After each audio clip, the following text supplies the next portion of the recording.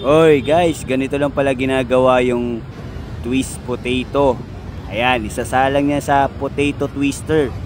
Ganyan, tapos ayan, papaikutin lang niyang ganyan. Ayan, papaikutin lang niya hanggang sa makarating sa dulo. Oh, di ba? Napakadali.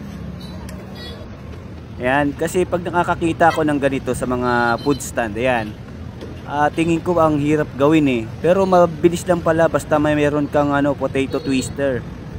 Ayan oh, ganyan. Sa tingin ko kung meron kayong mga lugar o kaya may tindahan kayo, perfect ito, pwede nyo itong gawing business. O di ba? Tapos bubudburan nyo lang ng ganyan, pang flavor. O, ang bilis-bilis natin, di ba? Tapos sasalang nyo lang sa malamig pang mantika. O yan, malamig pa yung mantika niyan. O, tapos mainit na, kumulo na. O, tapos hinahungon na ni ate. O, ayan. Tapos budburan ulit ng flavor para mas malasa. O, ganyan lang. O, may negosyo ka na, ganyan lang oh.